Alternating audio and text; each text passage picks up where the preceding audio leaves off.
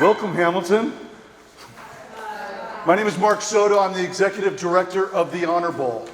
And the reason why we put these Moto Talks together is so you can hear the heart and the passion as to why you have been invited to the best high school football showcase in America.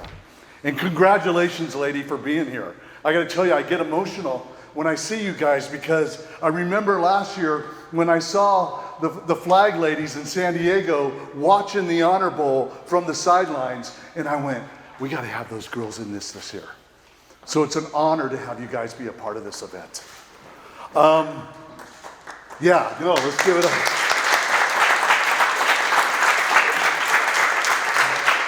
So I'm a coach just like these coaches that you have, all right?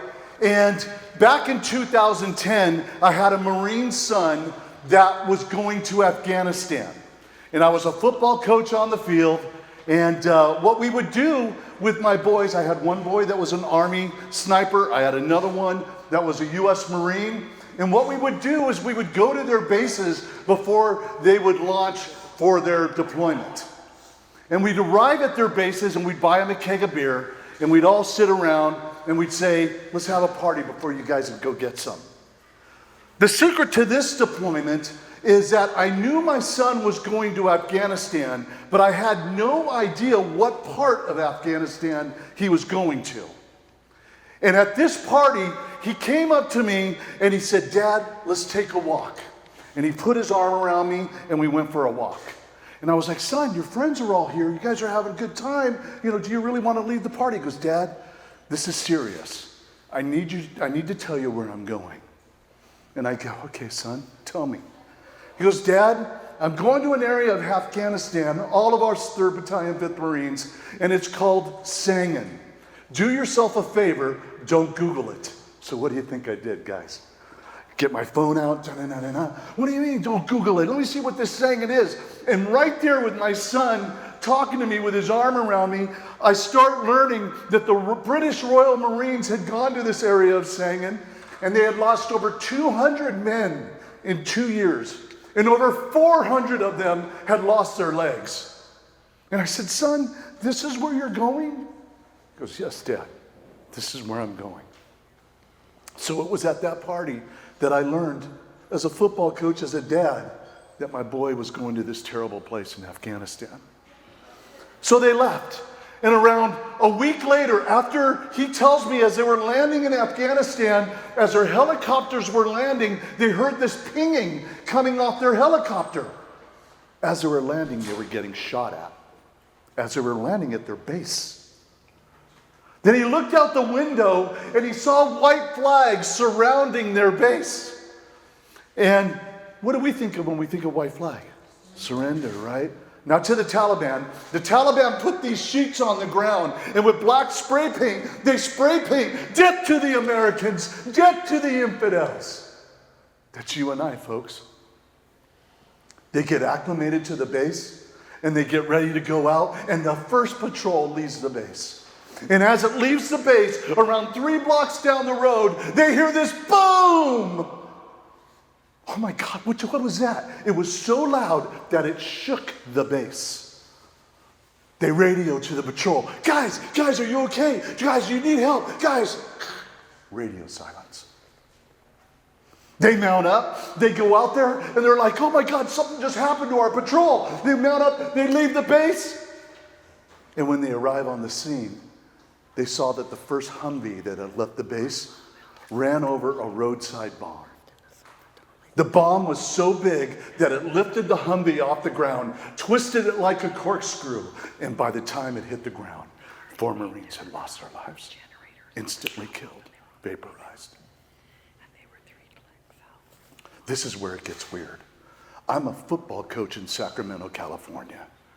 And a neighbor calls me from up the road. Coach, your son's a Marine, right? Your son's a Marine, right? Coach, hey, something happened to our next door neighbor, and something's not good. He's a Marine, and we just saw guys with dress blues, green blues. Just leave. Something's wrong. I think their son was killed. So I go, what's their name? Give me their number. He gives me their number, and I call the family. And the family was on their way to get their son's body at Dover Air Force Base. And during that time, I found out who the family was. It was Patty and Tom Schumacher. Their son, Lance Corporal Victor Dew. I coached football.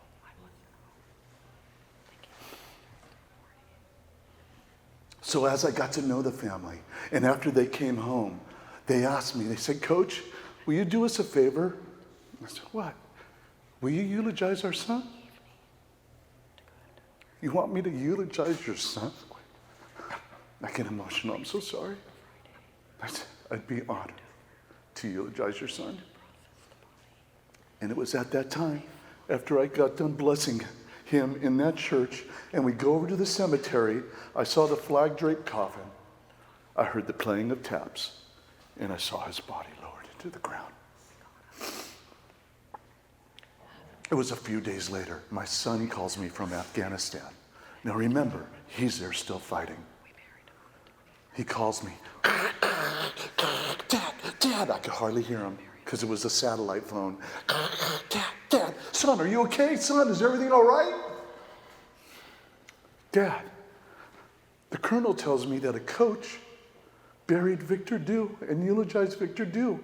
Was that you, Dad?" "Yes, it was, son. It was me." He goes, "Dad, I was the first vehicle on the scene. I got in the Humvee and cut him out of the vehicle." Changed my life. Changed my life, guys. And it was at that time that a group of us, I said to the coaches, I said to my friends, I said, "What can we do to give back? What can we do to help these men and women that are fighting for our freedom, that are losing their legs, that are losing their lives? What can we do to give back?" Ladies, that's when we started the Honor Bowl.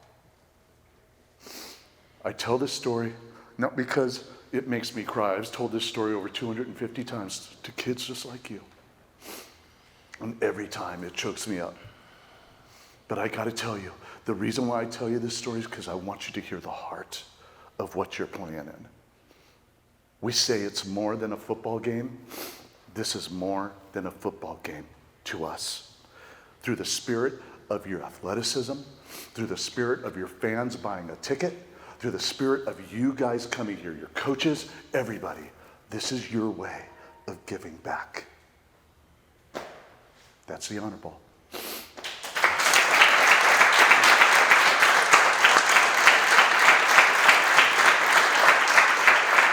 So I got a friend that I want you to meet. He's actually a 3rd Battalion, 5th Marine.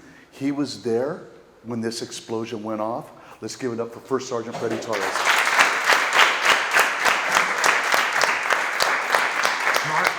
Ladies, good afternoon. Tremendous honor and privilege to stand up here and talk to you a little bit about my experiences when I was 3-5, give you a little bit of encouragement, wisdom, share a little bit of a story with you from that deployment. So Coach talked about it. Actually, I'll start off with Freddie Torres. I was born and raised in Tucson, Arizona, just south of here. Graduated high school in 2006, and then I joined the Marine Corps shortly right after that. September 11th was really fresh when I graduated high school, when I joined the Marine Corps, and that's what I wanted to do. I wanted to serve, I wanted to fight for my country, and I did so right out of high school. So that was 2006, 2010. I was on my 3rd deployment with 3rd Battalion, 5th Marines, with the 3-5, they call it. And October 13th is the day we lost 4 Marines in one day. The story Coach talked about, that big explosion, was on October 13th. I was about 1,000 yards away from that explosion. It completely rocked our patrol base, the area I was living in. Just a couple months later, on December 30th, 2010, another quick story. I'll give you a quick summary of it. There was a patrol of Marines out on a foot dismounted patrol. They were out walking around, 25 Marines, for about 4 or 5 hours in a completely new area. They were talking to the local nationals, gaining atmospheres, gaining intel, and then they were gonna make their way back to the patrol base. On their way back inside, they were about 200 meters away from it. One of the Marines in the back of the patrol stepped on a IED, an improvised explosive device, a roadside bomb. That IED was 25 pounds big. That IED, a 25-pound bomb IED, was set to kill all 25 of those Marines because that's how big it was. Luckily, thankfully, only about 4 pounds of that IED went off. The Marine that stepped on it on the back of the patrol, his foot shattered, broken foot. They got him out of there, got him to the next echelon of care. He's good. Now, there's still 20 pounds of homemade explosives sitting out there that the Marines have to get rid of. They have to get rid of so the Taliban doesn't pick it up and use it against them. So the squad leader, the sergeant, the one that was in charge at the time, made the decision, instead of taking all 25 Marines out, we're only going to take out 4. That's what he said. I'll go out, he said, and I'll take 3 other people with me. I'll be the one that puts the demolition down, pulls a 60-second timer on it, walks away, and blows that in place. So they do so. 4 Marines go out there, 3 Marines go around the corner. They hold security, overwatch for that squad leader. As he's laying the demolition down, he's about to pull the string. From the east, about 300 yards, the Taliban had been watching. And they open up with their machine guns from these things called the murder holes. These little holes on the wall where they would just put their barrels down, spray left and right, and hope that they would hit one of the Marines. That was the tactic they used. So as he's getting ready to pull the string, the Taliban opens up on him. The sergeant, the squad leader, looks to the east, puts up his rifle and starts shooting and running in that direction. There was a waist-high wall about 20, 30 meters away that he was going to take a knee and shoot back at the Taliban. And when he got to that point, he got on his back, he fell on his back, looked down, and realized his uniform was covered in red. He had been shot twice, once on each leg. At this point, he sees from the corner of his left eye one of those Marines that was holding Overwatch running to him. He sprints in, cuts it, takes his scissors out, his medical scissors, and rips his pants off. Blood was gushing out. His femoral artery had been shot. So he puts his finger on the wound, puts his palm on it, applies gauze, puts a tourniquet on, tightens it up, and controls the bleeding temporarily. He gets on the radio and he calls the quick reaction force at the patrol base just 200 meters down, and he said, I need a stretcher out here. My sergeant is dying. He's bleeding out. We need to get him out of here. A couple minutes pass by, and that stretcher, the quick reaction force comes out. They put him on the stretcher. Meanwhile, the Taliban had been engaging, still suppressing them this whole time. They put him on the stretcher. The team leader that provided care to him said, on the count of 3, we're going to pick him up and we're going to get my sergeant out of here. So he counts to 3, and all guns open up on the Taliban. Full firefight back and forth as they're carrying the squad leader the last 200 yards to get him into the truck to get him to the next echelon of care. As he's laying there on that stretcher, he looks up to his left and he looks at the sergeant that's carrying him, and he holds his hand and he says these last words to him. Tell my mom I love her, and tell my boys I'm sorry. Squeezes his hand one more time, and he said, tell my mom I love her, and tell my boys I'm sorry. His hand falls, they get him in the truck, they get him out of Afghanistan, they get him to Germany. That sergeant made it. He started his recovery in San Diego at one of the hospitals out there. Let me tell you the second part of that story and why I share it with you. That first week in the hospital, after all the surgeries, the doctors came to that sergeant, that squad leader, and they said, you're losing your leg next week. It's getting amputated. There's too much nerve damage, too much vascular damage. They're going to chop it off. So the sergeant fought back and he said, give it a couple of weeks. Give it some time before you finalize that decision. Doctors were hesitant about it, but they went with it. They waited a couple of weeks, and that sergeant, little by little, after surgeries, went from a wheelchair to a walker to crutches to slow walking to jogging and fully running, because he knew that in April, just 3.5 months later, the battalion was coming back from that 7-month deployment in Afghanistan, and he wanted to stand there wherever they landed and hug every single one of his squad members that saved his life on December 30th. And it wasn't easy. He fought back. 2 to 3 physical therapies a week turned into 2 to 3 physical therapies a day. 2 to 3 times a week turned into every single day in the gym, grinding, in the pool, recovering, fallbacks, setbacks, challenges, adversity, times he wanted to give up. April 2011, 3rd Battalion, 5th Marines landed at March Air Force Base in Riverside, California. That plane landed, that staircase came down, and I stood at the bottom of that staircase and I hugged every single one of my squad members that saved my life just 4 months prior. But let me tell you some of the stuff I already talked about. The challenges that went through my head, the thoughts that went to my head to give up, it's not worth it, lose your leg, lose your career, it's over. This is too hard, you can't do it. People that didn't believe that I could do it. And I share that story with you not to put myself up here. I share that story with you because I went through something very difficult.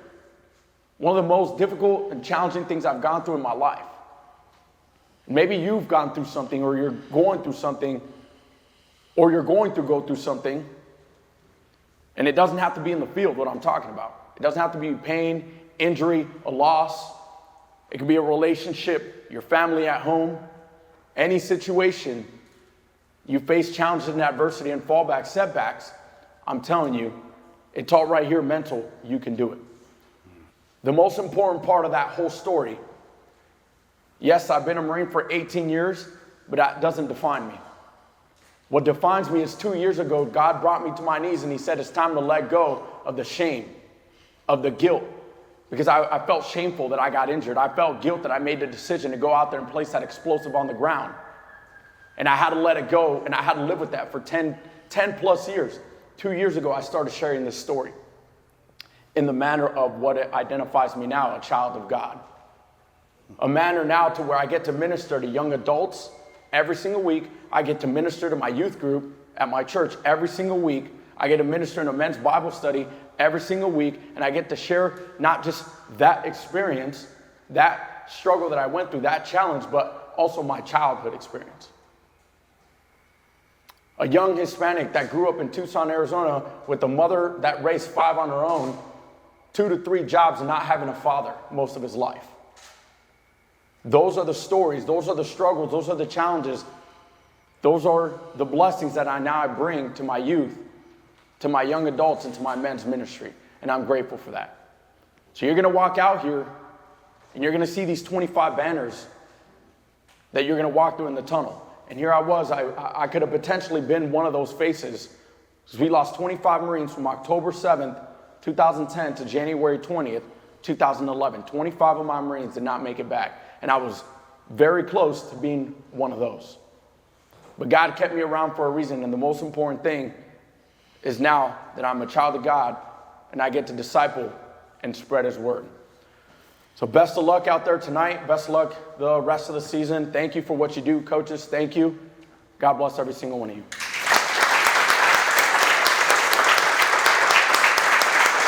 First Sergeant Freddie Torres. All right, ladies. All right, so some hospitality stuff that I got to go over with you guys, okay? Coach, come here, please. So there is a tunnel of banners that Freddie just talked about that you're going to run through when your team is announced today. All right? Who is the young lady that you want to have carry the flag and lead your team through that tunnel? Who do you want? Samaya. Get up there. Samaya. Where's Samaya? All right, Samaya. So when it's your time, I'll be out there with the mic. When it's your time to come through the tunnel, you'll be first. We'll hand you the flag and have some fun with it, all right? There's lots of media here. They'll be taking pictures, right? Have some fun. When you hear that music go and we announce you, run through that tunnel, okay? I'm sure you've seen the pictures. They're a lot of fun, all right? Secondly, at the end of the game, one of you is going to get a character award. The coach will choose who is the young lady that exhibited the best spirit, the most character, the best sportsmanship, that type of stuff. One of you at the end of the game, after we do the handshakes, you will be getting that award. The media in attendance will be giving out to one of you the MVP of the game, all right? We do that immediately after the game. What we ask is that those winners go sign the game balls by our canopies, all right? Coach, we'd love you to sign the helmets. Or Coach, we'd love you to sign the helmets, okay? All right? Ladies, oh, one more thing. I got a gift for you. I got a gift for you. These are bands. These are bands. Coach, give one to every player, please. All right? But stand up, stand up. Hands up, hands up. Okay, the 3-5 Marines have a saying, and it's get some, all right? So when I say 3-5, you say get some, all right? As loud as you can. 3-5! 3-5! 3-5! Go get some, ladies. Go get some.